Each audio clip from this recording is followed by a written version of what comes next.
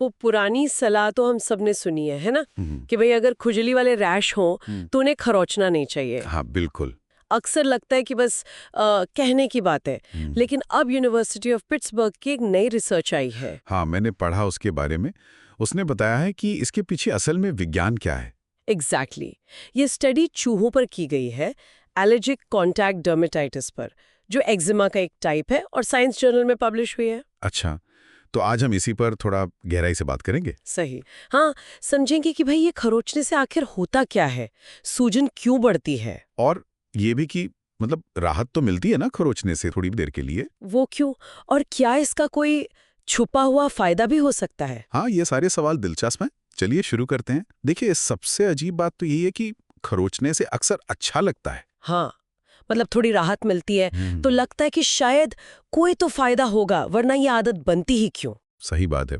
लेकिन फिर डॉक्टर्स हमेशा मना करते हैं, कहते हैं इससे रैश और बिगड़ेगा। तो ये एक तरह का विरोधाभास है। हाँ, तो इस विरोधाभास को समझने के लिए रिसर्चर्स ने क्या किया, मतलब प्रयोग कैसे किया। उन्होंने चूहों में पहले खुजली पैदा की, एक एलर्जन इस्तेमाल करके, मतलब एक्जिमा जैसे लक्षण। ठीक है। फिर उन्होंने चूहों के 3 ग्रुप बनाए। पहला ग्रुप तो नॉर्मल चूहों का था, उन्हें मतलब खरोचनी दिया गया। ओके, और बाकी दो। दूसरे ग्रुप के चूहों को उन्होंने खरोचने से रोका, गले में छोटे प्लास्टिक कॉलर पहना दिए। अच्छा, वो कोन ऑफ शेम जैसे। हाँ हाँ, कुछ वैसा ही। और तीसरा ग्रुप बड़ा इंटरेस्टिंग था। वो ऐसे चूहे थे जिनमें वो नसें ही नहीं थीं जो खुजली महसूस कराती हैं। जेनेटिकली मॉडिफाइड थे वो। हाँ, मतलब उन्हें खुजली होती ही नहीं थी। हाँ, तो ये 3 ग्रुप हो गए। हाँ अब आए नतीजे। हाँ, नतीजों में क्या देखा? क्या वाकई खरोचने वालों की हालत ज्यादा खराब हुई। बिल्कुल, एकदम साफ दिखा।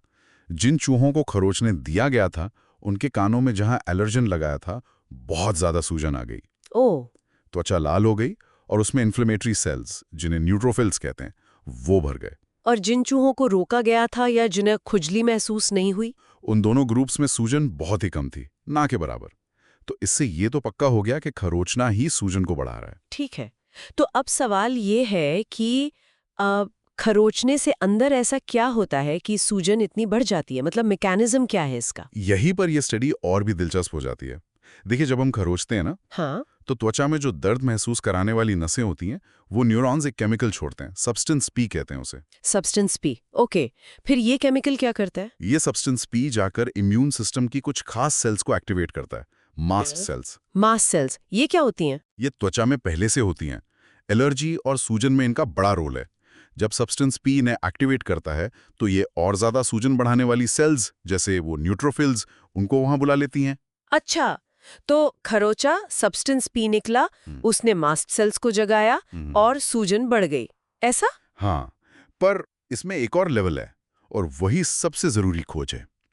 देखिए, एलर्जिक कॉन्टैक्ट डर्मेटाइटिस में क्या होता है कि मास्ट सेल्स पहले एलर्जन से सीधे भी एक्टिवेट होते हैं। अच्छा, हाँ, जैसे पॉइजन आइवी का तेल लगा तो मास्ट सेल्स एक्टिवेट हो गई, ये हुआ पहला रास्ता। बिल्कुल, इससे थोड़ी खुजली और सूजन शुरू होती है।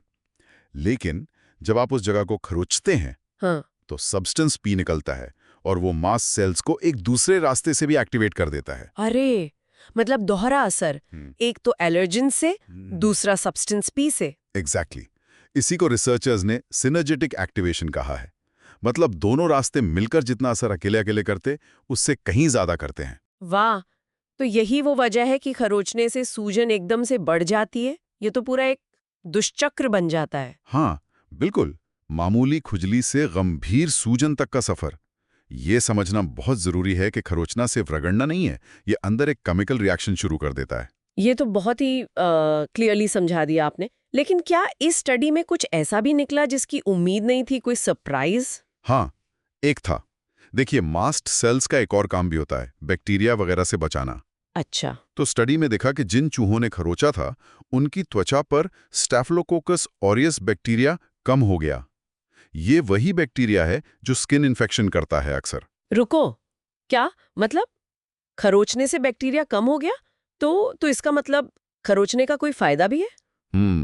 थ्योरी में तो है। शायद ये आदत इसीलिए बनी हो कि त्वचा पर जो हानिकारक जर्म्स बैठे हैं, उन्हें हटाया जा सके। ये तो पूरी बात को और उलझा रहा है। हाँ, लेकिन रिसर्चर्स ने फौरन ये भी साफ किया कि ये जो बैक्टीरिया कम होने वाला फायदा है ना, ये बहुत छोटा है। खासकर अगर खुजली पुरानी हो, मतलब क्रॉनिक। अच्छा। उस केस में खरोचने से त्वचा को जो नुकसान होता है, सूजन, घाव, इन्फेक्शन का खतरा बढ़ना, वो इस छोटे से फायदे से कहीं ज्यादा है। समझ गई। मतलब क्रॉनिक केस में तो नुकसान ही नुकसान है। तो इस पूरी जानकारी से भविष्य में क्या मदद मिल सकती है इलाज वगैरह में? हाँ बिल्कुल। अब जब हमें पता है कि सब्सटेंस पी और मास्ट सेल्स का ये डबल एक्टिवेशन कैसे सूजन बढ़ाता है, हाँ, तो डर्मेटाइटिस, एक्जिमा, रोजेशिया, पित्ती जैसी कई बीमारियों के लिए नई दवाएं बन सकती हैं। ऐसी दवाएं जो शायद सब्सटेंस पी को ब्लॉक करें या मास्ट सेल्स के उन रिसेप्टर्स को ब्लॉक करें जो सब्सटेंस पी से एक्टिवेट होते हैं। अच्छा, मतलब सूजन को सीधे जड़ से कंट्रोल करने की कोशिश, बिना खरोचे। हाँ, ज्यादा प्रभावी तरीके से। तो अगर हम संक्षेप में कहें तो खरोचने से सब्सटेंस बी निकलता है जो मास्ट सेल्स को डबल पावर से एक्टिवेट करके सूजन का एक विशेष साइकिल बनाता है। सही। और हाँ, शायद बैक्टीरिया कम करने का एक छोटा सा फायदा हो, लेकिन लंबे समय की खुजली में नुकसान कहीं ज्यादा है। बिल्कुल सही सारांश। तो इस चर्चा के आखिर में एक सवाल सोचने के लिए छोड़ जाते हैं।